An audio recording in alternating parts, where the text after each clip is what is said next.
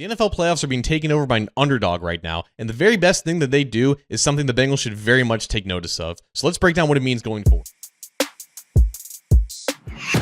What's up, Bengals fans? John Sheeran of A to Z Sports Cincinnati here, and another week of playoff football has me thinking about how the Bengals need to be better in 2025 and going forward. And before we go any further, if there's anything that you guys want me to cover on this channel regarding free agency, the draft, the team in general, anything regarding the offseason, if there's anything that you want me to discuss and break down, please let me know in the comments. I would love any suggestions about how I can formulate some offseason content for you. This time last week, we discussed how a lot of the playoff teams remaining have a run game that they can lean on to grind out and close out some of these postseason games, and I think today's topic coincides with that a lot. If you've been watching the NFL for at least a decade now, you would have noticed that over the past few years, teams have gone for it on fourth down a lot more often than they used to. 10 years ago, you might see one fourth down try per game. Nowadays, you will see at least 1.5, and that may not seem like that big of a difference on a per game basis, but when you add it up for 544 games in the season, it means a lot. The importance of being a good fourth down team, I believe, is going to be more and more significant as the years go on and teams continue to maintain their aggressiveness on fourth down. And in the 2024 season,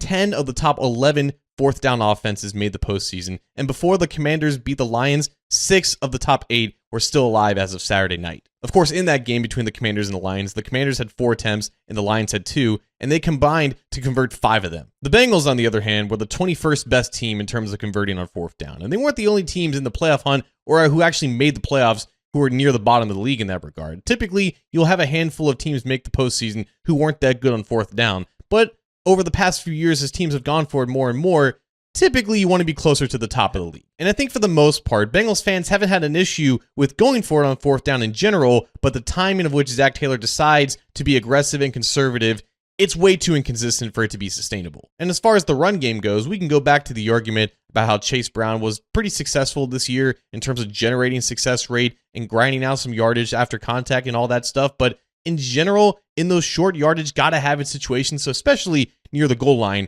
they were not good enough. And I think that also showed up on those fourth and short situations where they weren't comfortable going under center and trusting their run game in order to move the chains. They had to put the ball in Joe Burrow's hands and give him some options, or else the play was pretty much dead. And this is not John, the statistician, talking at this point anymore. Just watching the Commanders' offense and Jaden Daniels being so surgical and precise in his decision-making, it's just so hard to stop that offense because you have to defend them on all 4 downs. If they get within fourth and manageable, Jaden Daniels is keeping the ball in his hands, and he's either running for it or he's making the correct read and throwing for it and converting that first down. Like back in week 3, we all thought that the Bengals, who were 0-2, were going to get right against the Commanders because Jaden Daniels was just a rookie, and they were handcuffing his offense, and there was no way that that team was going to be serious. And it turns out that was the beginning of Jaden Daniels' story, and the Bengals were just part of it. The Commanders are now in the NFC Championship game, and their quarterback has not made a mistake the entire postseason. I'm really starting to wonder who is going to stop that offense. And who was the best team on fourth down this season?